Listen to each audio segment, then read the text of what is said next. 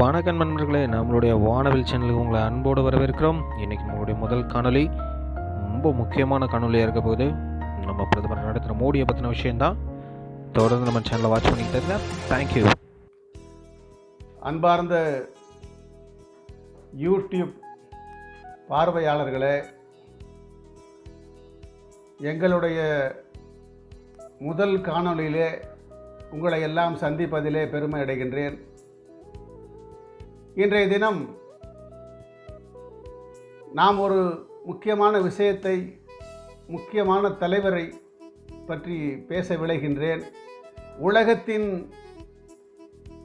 ஒப்பாரும் மிக்காரும் உள்ள தலைவனாம் நரேந்திர மோடியினுடைய 71வது பிறந்தநாள் விழாவை நாட்டுடைய ஒவ்வொரு மக்களும் தனக்கு தெரிந்த வகையிலே கொண்டாடி கொண்டிருக்கின்றார்கள். அந்த வகையிலே நாமும் கூட உங்களோடு சில கருத்துக்களை பகிர்ந்து கொள்வதிலே அவருடைய பிறந்தநாள் விழாவுக்கு சிறப்பு சேர்க்கும் என்ற வகையிலே நான் உங்களோடு உரையாட விளைகின்றேன்.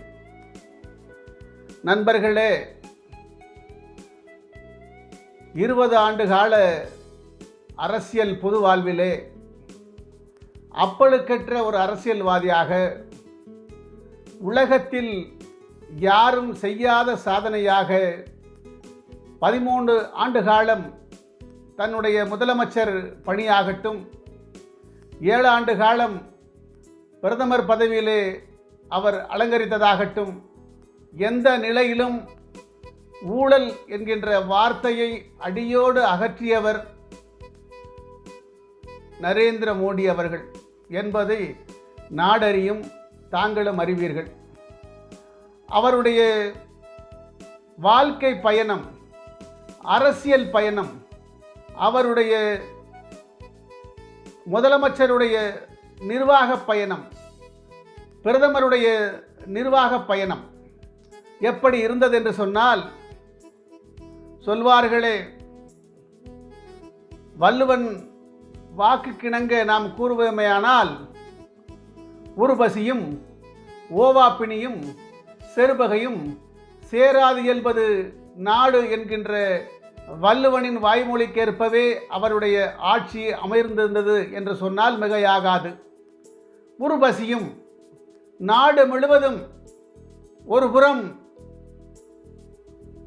உணவுப் பொருள்கள் தேக்கமடைந்திருக்கும், ஆனால் மறுபுறம் நாட்டினுடைய பல மக்கள் உணவு கிடைக்காமல் உணவால் அவதியுற்று பசியுற்று மாண்டு போனவருடைய எண்ணிக்கையும் இந்தியாவிலே இருந்தது. அந்த நிலையை முதலிலே மாற்றி அமைத்தவர் நரேந்திர மோடி அவர்கள். நண்பர்களே, அதுபோக ஓவாப்பினியும் உங்களுக்கு தெரியும். உலகம் முழுக்க கோவிட்-19 என்கின்ற கொரோனா தொற்று நோய் உலகத்தையே அச்சுறுத்தி கொண்டிருந்த நேரத்தில்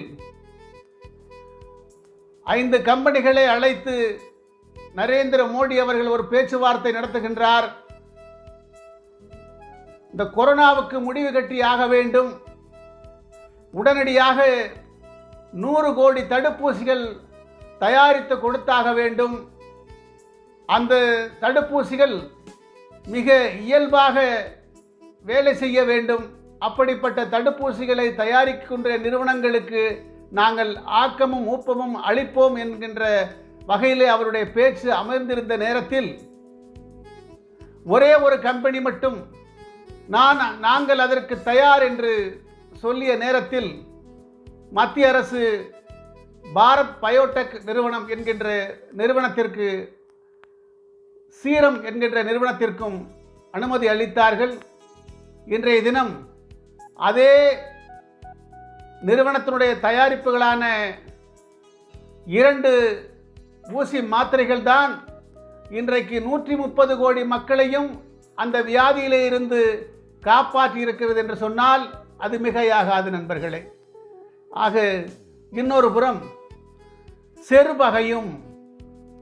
செருபகையும் ஒரு அரசாட்சி எப்படி இருக்க வேண்டும் என்று சொன்னால் செருபகை இல்லாமல் இருக்க வேண்டும். செருபகை என்பது அக்கம்பக்கத்து நாடுகளினுடைய அன்பை பெற்று பகை இல்லாமல் வாழ வேண்டும். ஒருவேளை அவர்கள் பகை கொள்வார்களேயானால் அந்த பகையை முறியடிக்க வேண்டும். இதுதான் செருபகையும். வள்ளுவன் கூறிய செருபகை இதுதான். ஆக அண்டை நாடுகள் மட்டுமல்ல, உலகத்தினுடைய அத்தனை நாடுகளையும் இந்தியாவிற்கு ஆதரவான நாடுகளாக மாற்றி அவர் எடுத்துக்கொண்ட முயற்சி மிக சிரமமான முயற்சி என்றாலும் முழு வெற்றி இந்தியாவிற்கு கிடைத்தது நண்பர்களே. அதுபோல பக்கத்து நாடுகளாக இருந்த ஒரு நட்பு நாடு என்றும் கூட சொல்லலாம். ஆனாலும் கூட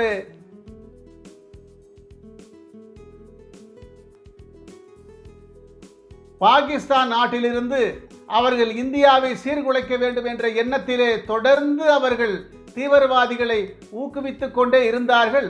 ஆனால் இதற்கு முன்னாலே இருந்த அரசுகள் என்ன செய்யும்? இப்போ தாக்குதல் நடந்த உடனேயே மும்பை தாக்குதலாகட்டும், கோயம்புத்தூர் தாக்குதலாகட்டும், நாடு முழுவதும் சீரியல் தாக்குதல் நடந்த பொழுது கூட இதற்கு முந்தைய அரசுகள் என்ன செய்யும்? பேச்சுவார்த்தைக்கு வாருங்கள் என்று அழைத்து விடுப்பு கொண்டிருப்பார்கள். சர்வதேச நாடுகளும் அதவே முன்மொழியும். ஆனால் நரேந்திர மோடி வந்த பிறகு முதலாக தாக்குதலுக்கு எதிர்த்தாக்குதல் என்ற வகையிலே யூரி தாக்குதலாகட்டும், புல்வாமா தாக்குதலாகட்டும், தாக்குதல் நடத்தி அவர்களுடைய கொட்டத்தை அடக்கிய தலைவன் நரேந்திர மோடி அவர்கள் நண்பர்களே. அதன் பிறகுதான் 7 ஆண்டுகளாக இந்தியாவில் எந்த விதமான தீவிரவாத நடவடிக்கையும் இல்லாத நாடாக, இன்னும் சொல்ல போனால் இந்தியா ஒரு அச்சமற்ற நாடாக இருந்து கொண்டிருக்கிறது. அதற்கு காரணம் நமது நரேந்திர மோடி அவர்கள் தான் நண்பர்களே. அது மட்டுமல்ல நண்பர்களே, இந்தியாவில் பல்வேறு இனங்கள், பல்வேறு மொழிகள், பல்வேறு விகிதாச்சாரங்கள் முறையிலே வாழ்ந்து வந்தாலும் கூட அனைவரும் சரிசமமான ஒரு நிலையை எடுக்க வேண்டும் என்கின்ற பொன்மொழியோடு சப்க சாத் சப்க விகாஸ், சப்க சாத் சப்க விகாஸ், சப்க விஸ்வாஸ், இந்த 3 மந்திரங்களோடு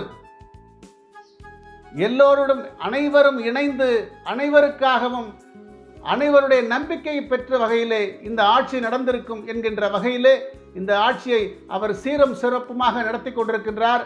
அவர் இன்னும் பல்லாண்டு காலம் இந்தியாவிற்கு வழித்துணையாக இருந்து நடத்தி இந்தியாவை இந்தியாவின் உலகத்தின் ஒப்பற்ற நாடாக இந்தியாவை மாற்றியமைக்க வேண்டும்.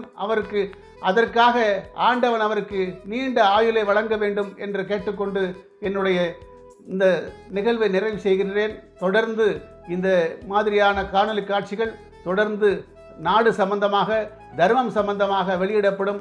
அதற்கு உங்களுடைய மேலான ஆதரவினை தெரிவிக்க வேண்டும். நீங்கள் கீழே உள்ள பட்டனை சப்ஸ்கிரைப் செய்து கொள்ளுங்கள் தொடர்ந்து. ஏனென்றால் எங்களுடைய நிகழ்வு உங்களை சென்று அடைவதற்கு அது ஏதுவாக இருக்கும். நன்றி, வணக்கம்.